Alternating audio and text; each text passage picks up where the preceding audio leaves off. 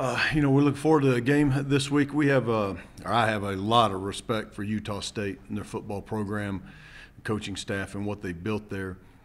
I said this last year when we were preparing to play them, and then since that time, it's just been evidence to me more. This is a program, Utah State, that we would very much like to emulate. I think 6 out of the last 7 years they've been to a bowl game, and to be able to sustain that type of play over that period of time is amazing. And that's one of the things that we're, quite frankly, struggling with right now, is to be able to do that and play at that level year in and year out. I told our players, to watch them play on TV against Michigan State, and they'd see what it's supposed to look like, and they did. That's exactly what it's supposed to look like. So again, this is going to be a tremendous challenge for us. We've got to learn to play a lot more physical than what we're playing right now. All of our problems really stem from really just not playing as physical as what we need to play, and we've got to get to that level if we're going to be able to sustain anything over here for a long period of time, like a program like Utah State does. So I think this is going to be a great learning experience for our players to be able to go out and see a team that has already done what we're trying to do here. And I hope that they'll watch and learn from these guys a lot, because, I have the utmost respect for the program we're getting ready to go play. So any questions? What's it like preparing for this game? Because they have a lot of peak guys back on defense and offense, and you guys are obviously trying to find yourself. Is there any sort of advantage there that they might have a harder time preparing for you than you for them? No, I mean, they, Jason, they've got a very experienced team, and their coaching staff has a lot of continuity to it too. So they, again, that's the stability and be able to sustain greatness that they've done. So it's just two different worlds from where we were last year to where we are now, really. I mean, we're trying to, again, like you said, it's a good example. We're trying to find ourselves. We're trying to get an identity for this team instead of just worrying about what happened last year. And so it's a whole new learning experience for our guys. How many times?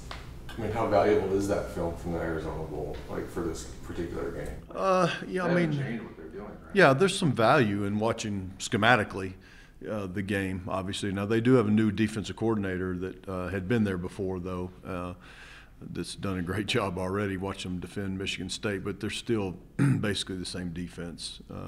Every coordinator has different personality traits of when they want to attack and don't, and those type of things. So we only have one game to watch as far as that goes. But offensively, I mean, it's the same schemes, and they just got good players. I mean, they got really good players, and they know what they want to do, and they know how to get it done. They gave up a lot of yards against Michigan State. Like, what did you see in that game? Well, I mean, again, you're talking about the 11th ranked team in the nation, a Big Ten team playing on the road. And they gave up yards, but they don't give up points, and they played more physical than Michigan State does. And Michigan State prides themselves on being the most physical team in the Big Ten.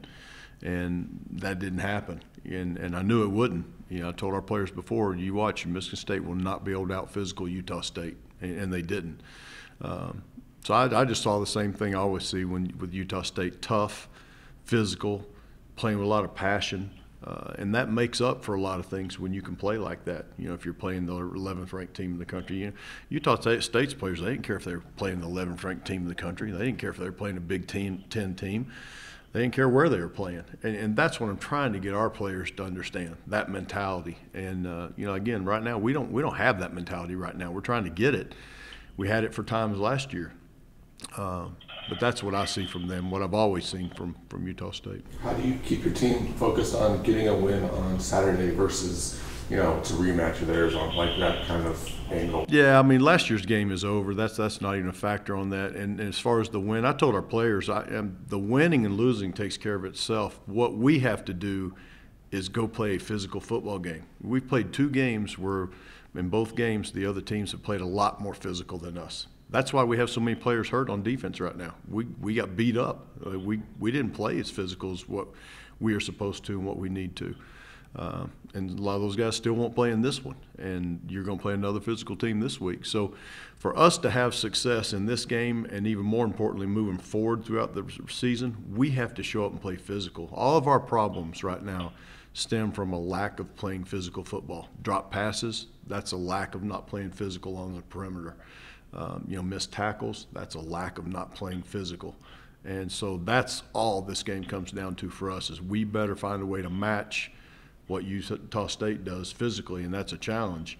But more importantly, moving forward, if we're going to have success this season, that's what we've got to start becoming. It seems like don't let you guys get to the perimeter in the running game. I don't know if you would agree with that, but how do you get more like north-south to open up the running game a little bit? Well, you got to keep getting first downs. You got to have some consistency, and that's what killed us the other night. Was the drop passes killed every drive. All of a sudden we're in 3rd and long. We've had 21 3rd and longs in 2 games. I mean, that's you're not going to sustain anything offensively having to deal with that, and we've not been very good on 3rd down yet anyway. But you've got to give yourselves opportunities to run the ball, and staying on the field, keeping drives alive, winning on 3rd down, those type of things help you do that. But you're happy with what you're getting on 1st and 2nd down? Just a matter of executing and catching the ball? Or? Yeah, I mean, I thought from the game, the biggest improvement I saw in game 2 was Matt Romero. I mean, he took a giant leap forward. I mean, he was getting the ball out on time. He was throwing some beautiful passes. He can't throw it and catch it, So we got to help him a little bit. But he really improved in that game. We're not playing well as a whole offense. We're not playing well together. We're not, and again, it's the physical nature of us playing. We got a little bit better on offense, but nowhere near what we need to be. Coach, it seemed like Matt found a rhythm in that first quarter. How much did that help just his confidence going forward? Yeah, I think he's a confident kid anyway. He really believes in himself, and he should. He's got a lot of skills.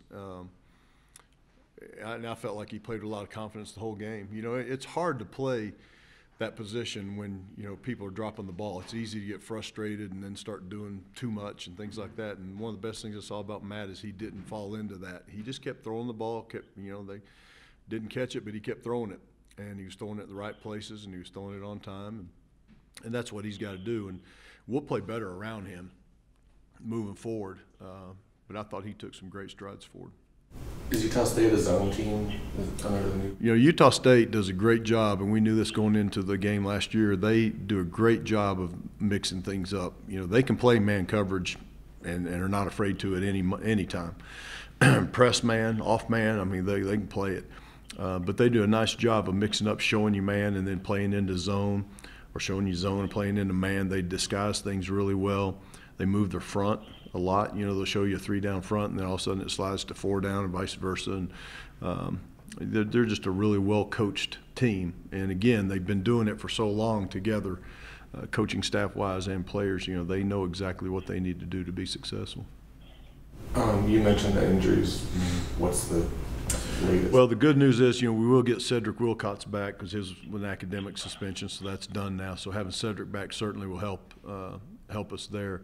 Malik Demby is going to practice today, so he is back. Javon Ferguson, Jasavier Reese, and Leon McQuaker are still doubtful. I don't see any of them practicing today. If they don't practice today, they're not even getting on the plane.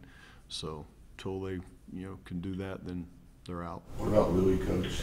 Louis had concussion, so he'll definitely be out this week. The concussion protocol he's got to go through, and so he'll certainly be out this week. Obviously, this challenges your depth. Who plays Mike then? Who's practicing at Mike at least if JV can't go? Yeah, which Shane Jackson is a guy that we can move around. We've messed with moving Terrell Hanks inside a little bit also. We've got guys we can move around and get and play ball. Will Billy Knipp start, or is he? He may right now. We'll see who practices this week and how well we practice and those type of things. We have to see how well Malik is coming back also, because that dictates kind of where we put Shane Jackson. If Malik is healthy, then we can kick Shane inside and those type of things. So that'd be stuff we'll be evaluating over the next day or so. Coach, what did you see from Jonathan Hood and also Donovan King last week filling in? Yeah, Jonathan Hood has played really well for us, and he's got experience. He's played a lot of football for us, but he's a guy we really need to step up right now with those injuries at the linebacker position. Donovan King is going to be a great football player here. I mean, that was a great find in recruiting. He's really long. He runs well. He's obviously just a true freshman. He's got to get stronger and get some experience and those type of things. But he's going to be fun for our people to watch and coach for a lot of years here. Are those guys limited in what you guys can do with so many backups playing, or as far as getting the guys defensively, getting guys lined up right and stuff? Was that a concern? Yeah, I mean, it's certainly a challenge right now. You don't win the Kentucky Derby with a donkey. You got to have thoroughbreds, right? And right now, we've got a lot of our thoroughbreds are not out there, and that's tough. But it is what it is. It's next man up. You got to go play. But it certainly does limit what we can do, how we can do it. We just we can't ask Billy Knipp to do the same things that Javon Ferguson would do, and those type of things. So we've got to just coach it the best we can coach it. And now, even though we're a young offense, we've got to step up and play even more aggressive, because we've got to score points, and we can't expect our defense to go out and just shut somebody out. I mean, it's just not going to happen at this point. How are you guys physically on offense, Coach? We're good offensively. We haven't had any injuries, so to speak. Caleb Mills is one junior college receiver. We're really high on. He got hurt in camp, broke a collarbone, so he won't be back till the end of September. But other than that, we're really good to go offensively. How far away is Trevor from even being in the conversation? Yeah, Trevor Brohard has had a miraculous recovery coming off the ACL. He's one of those guys. He's what you'd like to have. He's tough. He's mentally tough. He's physically tough, and he has worked his tail off, and he's way ahead of schedule. I can tell you that. I think the deal with Trevor is you don't want to put him out there too early and have him get re-injured. That's not fair to him. And so even with the problems we've got at linebacker right now, I'm certainly not going to put him back out there until we, are convinced he's really ready to go. But I'd say, in the next couple of weeks, you'll see him back on the field. Any more questions for Coach? Guys on the phone? All right. Thanks, Okay, Coach. thanks, guys. Yeah, is there Okay. Coach, is there anybody on their offense particularly that you feel like you guys have to focus on? Well, the quarterback is what makes everything go, and you can tell he was really good last year, but he's even so much better now with decision making and throwing the ball, and he runs their whole offense so well. He puts them in the right play, and and he's a big physical player himself. I mean, he intimidated Michigan State's players. When they tried to bring him down, he was throwing people off and running over people, and again, he's one of the best quarterbacks we'll see all year. So it's all going to start there. We got to get pressure on the quarterback, and we have to make them have to throw the ball. Like you say that every week, but you can't just let people run the ball on you. And so far, the first 2 weeks, people have run it pretty successfully on us.